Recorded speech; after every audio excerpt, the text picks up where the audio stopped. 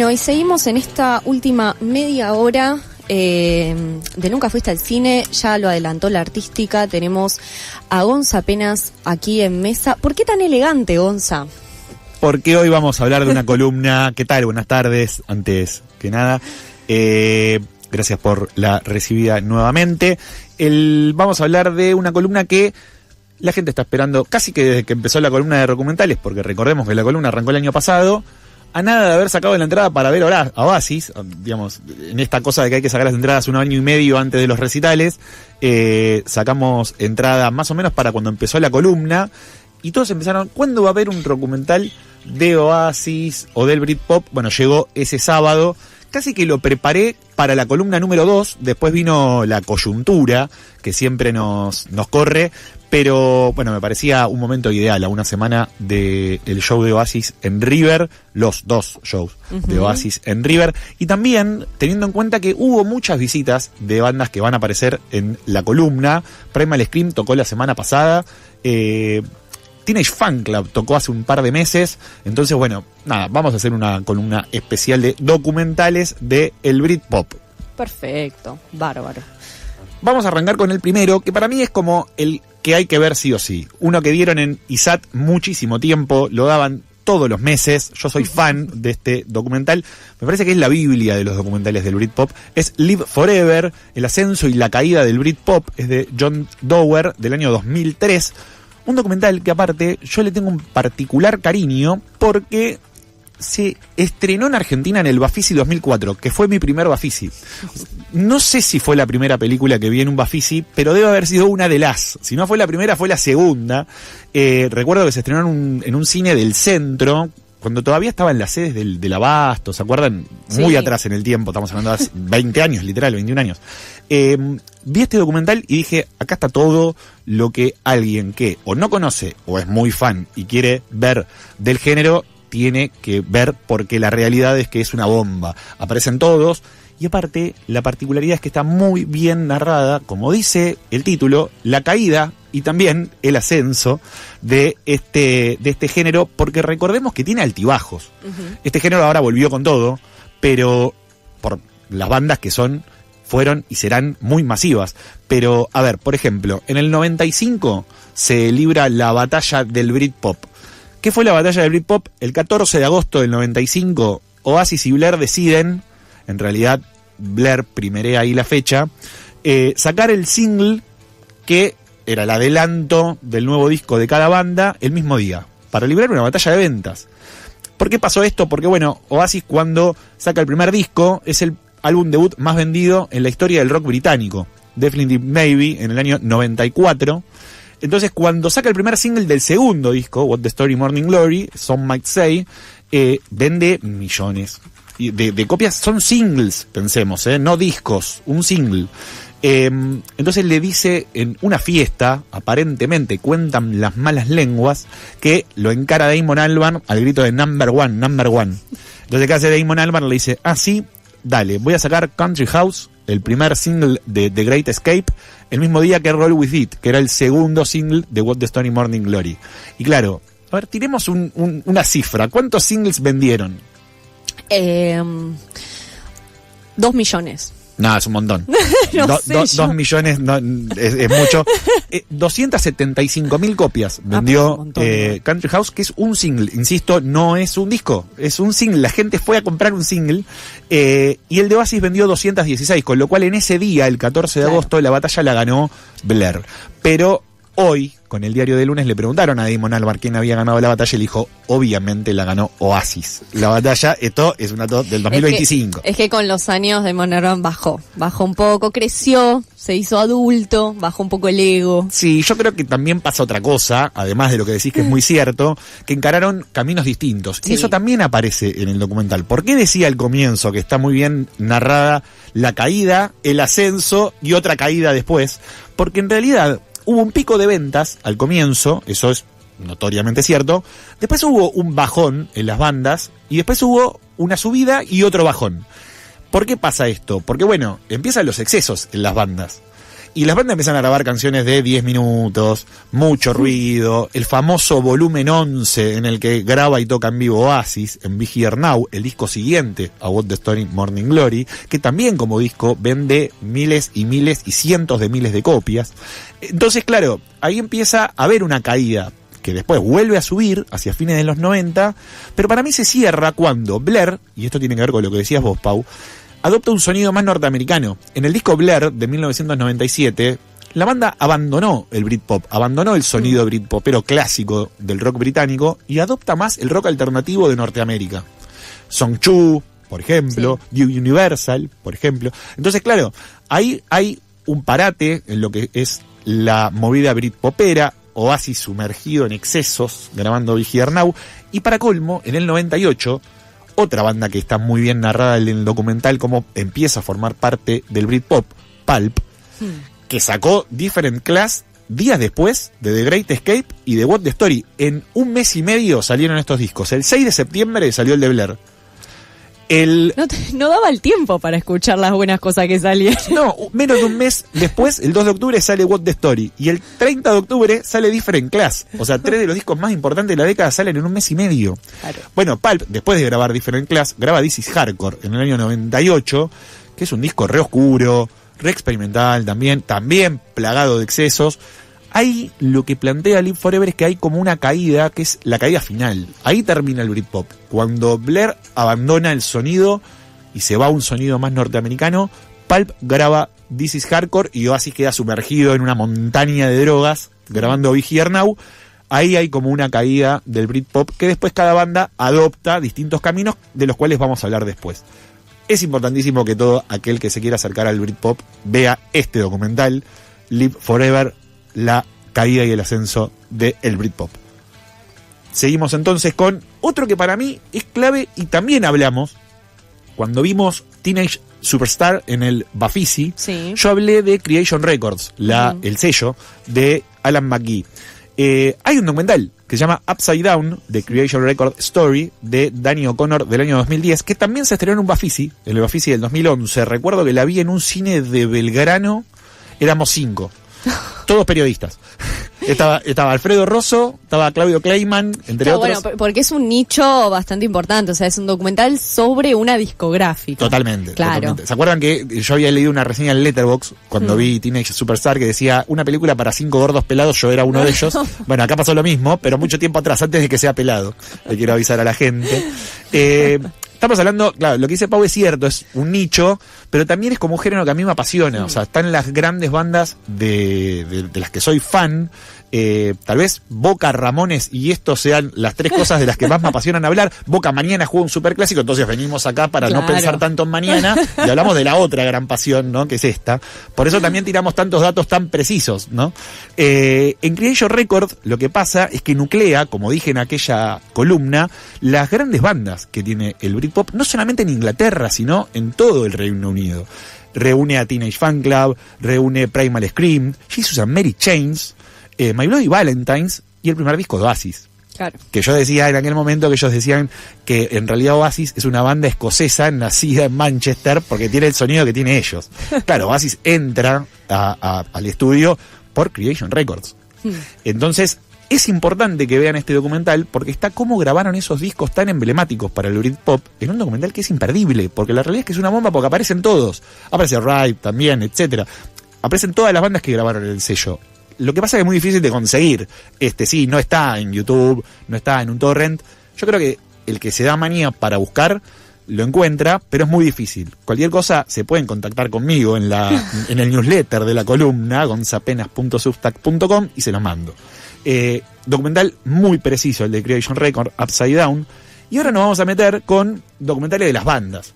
Porque si hay algo que tiene interesante el Britpop es como las diferencias en el devenir de sus bandas sigue hoy tan vigente como género. El primero es Supersonic. Hay que empezar por ahí. Lo vi tuve una época en la que en el trabajo miraba documentales de Oasis. Sí, lo dije. Atendí un local y bueno, había que distraerse también, así, gran documental. Me parece fascinante, re específico, como dice Ro en los controles, sí, también. La verdad es que, claro, Oasis tiene muchos documentales, ahora lo vamos a hablar, ahora vamos a separar algunos para recomendar en la columna, pero Supersonic es el documental, porque estuvo en el Ofici este año. Sí. Yo lo recomendé cuando vine a recomendar los documentales y dije que después íbamos a hablar, era por esta columna. Supersonic de Mike Wattcross es un documental producido por Asif Kapadia, que narra los primeros años de Oasis, hasta que graba el primer disco. O sea, agarra toda la infancia de los Gallagher, con la madre, con los conflictos familiares, con los conflictos adolescentes que tenían ellos, pero también con sus influencias, lo que ellos escuchan, cómo forman Oasis, y cuando Oasis la pega, termina el documental. Claro, por ello viene de una familia reurera. O sea, claro. Padre abandónico, Sí. la madre siendo un pilar re fundamental, o sea, como que el documental reconstruye eso también. Sí. Y aparte me parece fundamental porque por ahí es el lado que menos uno conoce de Oasis. En efecto, salió un libro hace poco que reúne todas las entrevistas autorizadas que tiene este documental, porque en realidad, claro, es el material bibliográfico que falta de la banda. Por eso es tan importante este documental, que para mí es el que hay que ver. Todo fan de Oasis tiene que ver Supersonic. Después hay otros que me parece que tiene que ver también con el devenir de este último momento de Oasis. Porque en el 2021 se estrena, en dirección de Jake Scott, el documental de Oasis en vivo en Nebworth, que fue el gran recital de Oasis en el año 96, hace 2 fechas, el 10 y 11 de agosto del 96, donde reúne a casi 300.000 personas, entre las 2 fechas. Este documental, cuando yo lo empecé a ver, quiero confesar, en este preciso momento, me emocionaba hasta las lágrimas pensando en qué pasaría si Oasis volviese a tocar. Bueno, Oasis 2 años después anuncia que vuelve. Con lo cual, me parece importante porque ahí está todo. El movimiento obrero que decís que reúne a los integrantes aparece en ese documental, el público. El público es fundamental porque... No quiero ser provocador con esto que voy a decir, ni mucho menos, ni irrespetuoso. Pero a mí me parece que Oasis en Inglaterra y en el Reino Unido es un poco lo que Los Redondos significa acá en Argentina. No quiero entrar en polémicas, no quiero, digamos, es para peleas. hacer una analogía para ubicarlos. Totalmente, porque si uno se pone a pensar, y en este documental queda muy claro, es cómo verían micros de todos lados. Claro. Revolucionó esos recitales toda Inglaterra. Las entradas se sacaban por radio, se anunciaban y había que llamar a una radio para tickets, después había otra tiquetera que sacaba, era un lío, más o menos lo que pasó para sacar entradas ahora, no solo en Argentina sino también en el mundo entero, y vos veías la gente fanatizada, documentos de época, imágenes, publicidades, con la gente enloquecida tratando de buscar su ticket y después cuando llega el día, ¿cómo llegás al predio? Bueno, micros de todos lados en Inglaterra, del Reino Unido, un quilombo. Bueno, todo eso está en el documental, que después se mete con el Resi, que fue un show apoteótico. Y ahí, bueno, ahí es esto que siempre decimos nosotros de los documentales, ¿no? La diferencia entre un documental y un documental que es el recital. Bueno, hay una diferencia, después ya se mete con el recital y el documental, o la parte documental de la peli, queda de lado. Pero el principio, la primera mitad, incluso, del documental, es extraordinario, porque queda bien claro eso, lo que significaba Oasis para el movimiento trabajador en Inglaterra, porque eran todos laburantes, los que iban a verlo. Bueno, algo parecido a Los Redondos acá. Vuelvo a hacer la comparación para que vean por qué la hice, ¿no? No quería generar una polémica, sino simplemente decir, en este documental queda bien claro eso que yo siempre sostuve, que en Inglaterra, más allá de lo que después pasó con Oasis, que eso también está muy bien narrado en Live Forever, el primer documental que veíamos en el documental, más allá que después quedan apadrinados por Tony Blair y toda esta movida de la cool Britannia con la política. En un comienzo era movimientos obreros de gente trabajadora en el rock and roll que de alguna manera tomaron lo mejor del rock británico, lo mejor de los Kings, lo mejor de los Beatles, lo mejor de los Stones, lo mejor de los Pistols y de los Clash. Oasis tiene una cosa medio punky en los primeros discos, y esto queda muy bien retratado en este documental Live in Nebworth de Jake Scott del año 2021 de Oasis. Y acá viene una de las primeras perlitas de de esta columna, que es el documental de Liam en Nebworth. Tenía que hacer el suyo. Porque Liam tenía que hacer el suyo, claramente. Porque contra todos los pronósticos, y acá también, no quiero ser polémico, o sea, no lo estoy diciendo para ser provocador, pero ¿quién pensaba que Liam Gallagher iba a hacer una carrera solista tan importante como la del hermano, o tal vez mejor? Nadie. Todos pensábamos que no, el solista le iba a romper, la rompió, tiene 4 discos extraordinarios, pero Liam tiene 3 que no se quedan atrás. Sí, sobre todo por cómo empezó Oasis. O sea, que siendo la banda de Liam, pero un poco que Noel estaba ahí haciéndole todo. Entonces, nadie apostaba por el pobre Liam. Totalmente. Sí. Digo, nos pasó a todos. Sí. Bueno, Liam hace una carrera solista extraordinaria y tiene que hacerse un Eworth. Y hay un documental, y el documental tira muchas paredes con el documental de Oasis. En un momento se podía ver en Paramount Plus, la verdad que ahora no tengo el dato si sigue estando ahí, yo lo vi ahí en su momento cuando salió. Y tiene dos partes, eran dos capítulos. Uno que tiraba paredes con el documental de Oasis, y el otro que tiraba paredes con la parte del recital del de Oasis. Entonces, bueno, de vuelta, hay como una parte muy de documental y hay una parte muy de documental de recital. Pero de vuelta, la parte del documental es extraordinaria porque muestra mucha gente que se vuelve loca, como en el 96, para el de Oasis. Y cómo consiguieron las entradas en otro momento, porque el 2021-22 ya era otra época para conseguir entradas, mucho menos analógicas, si se quiere.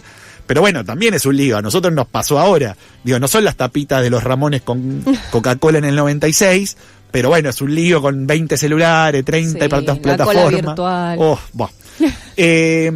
Hablamos de Oasis. Sí, ahora vamos a volver a Oasis. Hablamos del género entero. Hay dos bandas que no podemos dejar de lado. Una de ellas es Pulp, una banda que me fascina también. O sea, yo soy hincha de Oasis. Soy hincha de Oasis. Tenés la remera. No soy fan de Oasis, soy hincha de Oasis, pero también soy fan de Blair y de Pulp.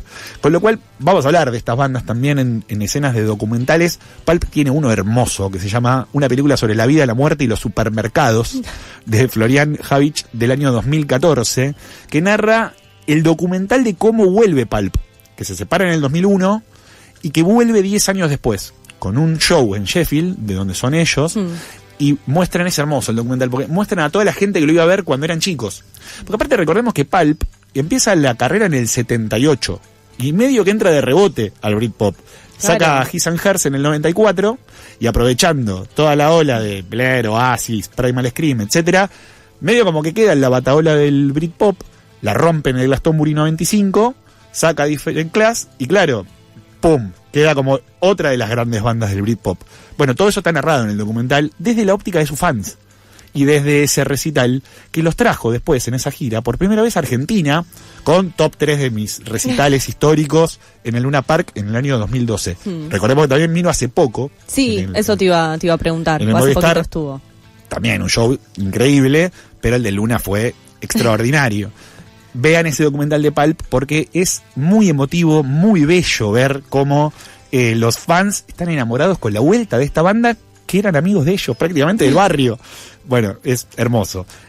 Hablamos de Pulp, hablamos de Oasis, nos queda Blair. Blair tiene dos documentales para recomendar. Uno de ellos también lo pasaban todo el tiempo en ISAT, No Distant Left to Run, de Dylan Southern, del año 2010. Un documental que a mí me fascina porque es hermoso también, es muy emotivo. Muestra cómo Blair vuelve después de su primera separación, de que Damon Albarn arme Gorillaz, y claro, nadie pensaba que iba a volver Blair. Cuando vuelven, en el año 2009, arman este documental que más o menos te muestra toda la historia de la banda, no es solamente el documental de la vuelta. ¿Por qué digo esto? Porque el próximo documental del que vamos a hablar, To the End, del 2024, sí va a mostrar eso, pero desde otra perspectiva. Ahora lo vemos. Volvamos al anterior, a No Distant Left to Run. Decía que es muy emotivo porque cuentan toda la historia de la banda y a ellos se los ven muy comprometidos. Ellos estaban como en una situación medio podri, Damon Albarn en Gorillaz, el resto haciendo cosas solistas, y cuando se vuelven a reunir para tocar nada más ni nada menos que en Wembley, y de hecho tocan en Hyde Park, y en el lado B de ese documental, el disco 2 del documental físico, traía el recital en Hyde Park. Y es más, ese recital, ahora que lo pienso, también la gira viene a Argentina. Es el que tocan en Ciudad del Rock. Sí. 2013. 2013 fue, sí. Bueno, es más o menos esas giras para cuando Blair se reúne en ese momento, y también es súper emotivo porque ellos están completamente entregados a la amistad que tienen en el fondo, porque también eran amigos de toda la vida, y que vuelva a Blair significa en Inglaterra, Blair vuelve el año que se separa Oasis. Claro, pues encima es eso. Vuelven en el 2009, como bueno. Nada más ni nada momento. Menos. Sí, nada más ni nada menos. Bueno, nada, muy emotivo también para que lo vean. No Distant Left to Run, si no lo vieron en ISAT, que lo pasaban todos los días prácticamente. Yo lo vi en ISAT. Yo también. Sí. Pueden buscarla por ahí porque esa sí se encuentra fácilmente, al igual que To the End, que como decía recién, muestra la vuelta de Blair, pero ahora, la última. Y en ese sentido, está bueno porque no tiene que ver con la anterior, porque no muestra toda la historia como la anterior, muestra otra cosa, muestra cómo vuelven ahora a grabar lo que fue hasta ahora, paréntesis, cierro paréntesis, el último disco de Ballad of Darren, que los trajo también a Argentina, tocaron en el Primavera Sound en el 2023, y muestran eso y cómo planean el recital de Wembley. Punto. También es muy lindo, porque ya los encontramos a ellos viejos, bueno, lo que decía Pau al principio, maduros, o sea, ya como más amigados. Es que en las entrevistas Damon Albarn es un sujeto mucho más agradable y mucho más querible de grande que de pendejo. De pendejo hay veces que decís, qué pendejo de mierda. Sí. Igual te quiero, Damon Albarn, pero de grande es muy entrañable. Total, es como un viejo sabio, sí, ¿no? Es como totalmente. un pequeño Yoda del Britpop, sí, tal Sí. cual. Bueno, y esto se ve en ese documental Chudien que salió el año pasado, que también en un momento era muy difícil de encontrar, pero que bueno, nada, se puede encontrar por ahí fácilmente. Después hay dos de los que ya hablamos, tres en realidad, ya hablamos en el Bafisi, hubo una, ¿se acuerdan? Columna en el Bafisi del Britpop. Uno fue Glastonbury, que es la historia del festival, con muchas imágenes de recitales de lo que es uno de los grandes festivales de rock en Inglaterra. El otro es The Beat is the Law, que es el que de alguna manera narra lo que pasó en el Britpop solamente en la ciudad de Sheffield, que yo decía que fui a ver un documental de Pulp y me encontré con algo mucho mejor, superador, porque era sobre la ciudad, ¿se acuerdan? Es que sí, en Sheffield un montón de bandas salieron de ahí. Uh-huh. Que muchas no las conocía, de hecho, con lo cual hasta me terminé llevando tarea para el hogar de ese documental que lo fui a ver al Gaumont. Y también, como decía recién, Teenage Superstars, que son las de la escena de Escocia en el Britpop. Bueno, también recomendables, también muy fáciles de encontrar. Cierro con dos perlitas. Una, el documental del primer disco de Oasis, Definite Maybe, que salió 10 años después de la salida del álbum, en el 2004, sale en DVD, me acuerdo que yo lo compré en Musimundo, por chirolas. Es espectacular, porque muestran toda la trastienda de la grabación del disco, con imágenes de ellos tocando en pubs o en lugares medio randoms, o sea, cuando son chicos, o sea, lugares medio de mala muerte. Y por último, retorno a Rockfield, el 2020, significaron los 25 años de What the Story Morning Glory, ahora se están cumpliendo 30, y en el 2020 sacaron un documental de YouTube que es espectacular, es Noel volviendo a los estudios de Rockfield a mostrar cómo grabaron What the Story Morning Glory. Recomendadísimo, está en YouTube, lo pueden ver gratis. Buenísimo, vamos apenas con esta columna de...